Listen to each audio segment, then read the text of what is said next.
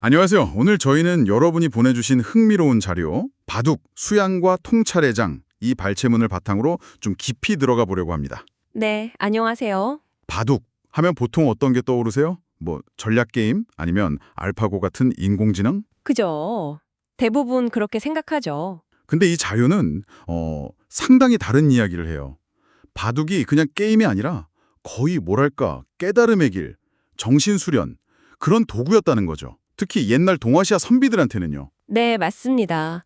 이 자료를 보면 바둑을 우주 질서나 인간의 도, 그러니까 올바른 삶의 길 같은 걸 탐구하는 수련의 장으로 봤다는 거예요. 아, 수련의 장이요? 네, 단순 승패를 넘어서 인격을 닦는 그런 도구였다는 건데 조선이나 명나라 선비들 이야기가 구체적으로 나오고요. 네. 심지어는 바둑이랑 기도가 본질적으로 통한다 이런 주장까지 나오죠.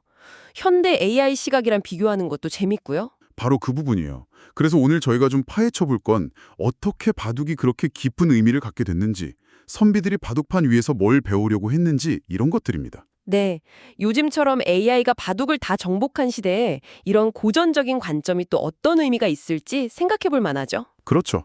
자, 그럼 한번 그 속으로 들어가 보시죠. 이 네모난 판 위 흑백돌에 담긴 이야기가 어쩌면 생각보다 훨씬 깊을지도 모르겠습니다. 자료를 보면요. 옛 선비들한테 바둑은 확실히 그냥 시간 보내는 건 아니었어요. 우주의 질서, 인간의 길, 도를 탐구하는 수련의 장이라니. 시작부터 좀 무게감이 있는데요. 여기서 말하는 도라는 거, 어떤 의미로 봐야 할까요? 아, 네. 좋은 질문이에요. 여기서 도는 단순히 길이라는 뜻을 넘어서는 거죠. 우주 만물의 근본 원리 같은 거, 또 인간이 따라야 할 올바른 삶의 방식, 궁극적인 진리, 이런 걸 다 포함하는 개념이에요. 아하, 그러니까 성비들은 바둑판 위에서 두는 한 수 한 수가 바로 이 도를 실현하고 또 몸으로 익히는 과정이다. 이렇게 여겼던 거죠. 이기는 것 자체보다 과정이 중요했다. 그렇죠. 그 과정에서 어떤 마음가짐을 갖느냐, 어떤 지혜를 발휘하느냐가 훨씬 중요했던 겁니다. 그렇군요. 승패 너머의 가치를 봤다는 건데 구체적으로 어떤 덕목들을 바둑을 통해 기르려고 했을까요? 자료에서 몇 가지 핵심 덕목을 짚어주는데요.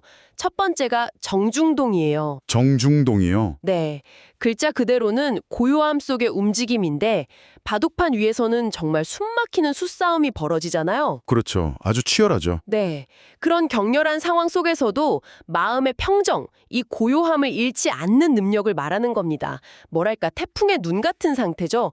겉은 막 휘몰아치는데 중심은 고요한. 아, 순간적인 감정에 휘둘리거나 막 서두르면 판 전체를 망칠 수 있으니까요. 이 침착함, 평정심이 아주 중요했습니다. 정중동.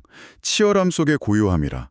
듣고 보니 비단 바둑만이 아니라 우리가 일상에서 겪는 많은 순간들에도 필요한 자세 같네요. 맞습니다. 정말 그렇죠. 그럼 또 다른 덕목은 뭐가 있을까요? 두 번째는 선견지명과 인내입니다. 네. 당장 눈앞의 자림이익이나 손해에 막 기뻐하고 슬퍼하고 그러지 않고 여러 수앞을 내다보는 넓은 시야, 그리고 때로는 좀 불리하더라도 더 큰 그림을 위해서 기다릴 줄 아는 끈기, 이런 게 필요하다는 거죠. 아, 장기적인 안목이군요. 그렇죠. 바둑격언 중에 미생만은 버려라 이런 말도 있잖아요. 네, 들어본 것 같아요. 작은 돌 몇 점 살리려고 하다가 전체 판세, 대세를 그르치지 말라는 뜻이거든요. 장기적인 목표를 위해서 단기적인 손해를 감수하는 지혜, 또 인내가 꼭 필요한 거죠. 눈앞의 이익보다 큰 그림을 보는 능력. 이것도 참 중요하죠. 마지막 덕목은 뭐였죠? 공과 사의 분별입니다. 공사분별. 네, 내 돌 몇 개 살리려는 그런 사사로운 욕심보다는 바둑판 전체의 형세나 균형을 먼저 생각하는 태도예요. 이게 개인의 이익보다는 공동체나 대의를 중요하게 생각했던 당시 선비들의 이상적인 가치관, 뭐랄까 군자의 덕목과도 바로 연결되는 거죠. 아하. 바둑판 위에서 이런 공적인 시각, 균형 감각을 기르려고 했던 겁니다. 듣고 보니까 정말 바둑판이 하나의 작은 사회나 인생 축소판처럼 느껴지네요. 정중동의 평정심, 선견지명의 지혜와 인내, 공사분별의 균형 감각까지 단순히 게임 룰을 넘어서 삶의 철학을 담으려 했던 그 선비들의 시각이 아주 인상 깊습니다. 네, 바둑을 통해 그런 것들을 수련했던 거죠. 그런데 이 자료, 여기서 한 걸음 더 나아가서요. 상당히 파격적인 주장을 해요. 바둑하고 기도가 본질적으로 통한다. 아, 네, 그 부분 저도 흥미롭게 봤습니다. 하나는 인간과의 싸움이고 다른 하나는 뭐 초월적인 존재와의 교감인데 이 둘 사이에 연결고리가 있다. 솔직히 처음엔 좀 갸우뚱했거든요. 네네. 겉으로 보면 전혀 다른 활동처럼 보이죠. 근데 자료는 그 행위의 근본적인 지향점, 여기서 공통점을 찾아요. 기도가 뭔가요? 보통 자기 욕심이나 고집 같은 걸 내려놓고 마음을 비워서 신이나 어떤 절대적인 진리에 자기를 맡기려는 행위잖아요. 그렇죠. 보통 그렇죠. 바둑도 적어도 선비들이 추구했던 바둑은 이기려는 집착이나 이기심을 버리고 마음을 열어서 상대방 생각, 그리고 판 전체의 흐름, 그러니까 이 작은 우주, 바둑판과 교감하려는 노력이라는 거예요. 아, 그러니까 둘 다 나 중심적인 생각에서 벗어나서 더 큰 존재나 흐름에 자신을 열고 연결하려는 시도다. 그런 점에서 비슷하다는 거군요. 자기를 비우는 과정이라는 공통점. 바로 그거죠. 선비들은 바둑 두면서 이기려는 욕망, 뭐 상대에 대한 미움, 실수에 대한 자책 같은 감정들을 다스리려고 했어요. 그리고 오롯이 판의 흐름에 집중하면서 겸허함과 절제를 배우려 했고요. 마치 기도하는 마음으로 자기를 낮추고 진리를 구하듯이 바둑판 앞에서 자기를 돌아보고 마음을 닦았던 거죠. 특히 유교, 불교, 도교 사상이 막 섞여 있던 조선시대에는 이런 경향이 더 강했고요. 아, 그 시대적 배경도 중요하겠네요. 네. 그래서 바둑이 단순한 오락이 아니라 도를 실천하고 마음을 수련하는 구체적인 방법이었고 또 기도처럼 깊은 자기 성찰의 도구로 활용되었다는 점, 이게 중요합니다. 바둑으로 기도와 같은 경지에 이를 수 있다고 봤다니 참 당시 사람들의 정신세계를 엿보는 것 같아서 흥미롭습니다. 네, 그렇죠. 실제 역사 속 인물들 이야기도 나오죠. 퇴계 이황 선생은 바둑을 마음의 거울, 심겐이라고 부르셨다면서요. 네, 맞아요. 심검. 바둑 두는 모습에 그 사람 마음 상태가 그대로 드러난다. 그래서 승부에 너무 집착하는 걸 경계하셨다고 하고 다산 정약용 선생도 바둑을 통해서 사람 마음이 얼마나 쉽게 흔들리는지 알 수 있다. 이렇게 말씀하셨다죠. 네. 바둑판 앞에선 본성이 숨겨지기 어렵다. 이런 통찰이죠. 그렇죠. 돌 하나를 어디 둘지 결정하는 그 짧은 순간의 고민과 선택, 그리고 그 결과에 대한 반응 속에서 그 사람의 성격, 평정심, 뭐 욕심, 인내심, 이런 게 다 드러난다고 본 거예요. 하하, 그렇겠네요. 명나라 사상가 왕陽명 이야기도 이런 관점을 더 깊게 보여주는데요. 아, 왕陽명. 네, 그 자신의 핵심 사상이 심학이잖아요.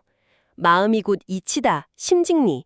이 철학을 실천하는 방법으로 바둑을 활용했다는 거예요. 바둑으로요? 네, 심지어 그는 바둑 한 수 두는 그 마음 자체가 곧 천리, 즉 하늘의 이치를 따르는 길이다. 이렇게까지 말했어요. 와, 한 수를 두는 마음이 하늘의 이치를 따르는 길이다. 이건 상당히 심오한데요. 구체적으로 어떤 의미일까요? 그 말은 바둑의 한 수가 그냥 기술적인 행위가 아니라는 거죠. 그 순간 자신의 마음 상태를 잘 가다듬고 이기심이나 잡념 없이 순수한 마음으로 최선의 수를 찾는 과정. 그 자체가 바로 우주의 근본 원리, 즉 천리를 따르는 실천이다. 이런 뜻입니다. 아, 행위 자체가 수양이 된다는 거군요. 그렇죠. 바둑 두는 것 자체가 도덕적이고 철학적인 수양이 될 수 있다는 거죠.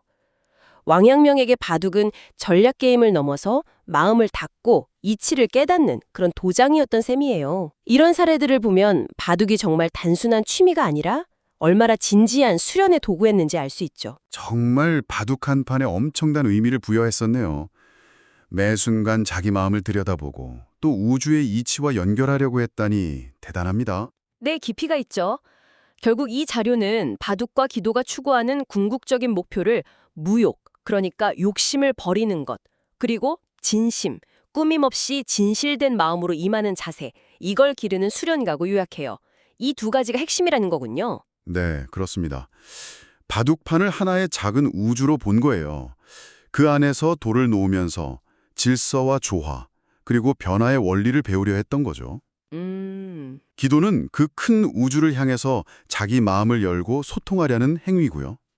그래서 선비들은 바둑이라는 구체적인 실천, 그리고 기도라는 내면의 성찰, 이 두 길을 통해서 끊임없이 자신을 단련하면서 이상적인 인간상, 즉 군자에 가까워지려고 노력했던 겁니다. 아, 군자. 네, 무욕과 진심은 이 두 길 모두에서 가장 중요한 덕목이었던 셈이죠.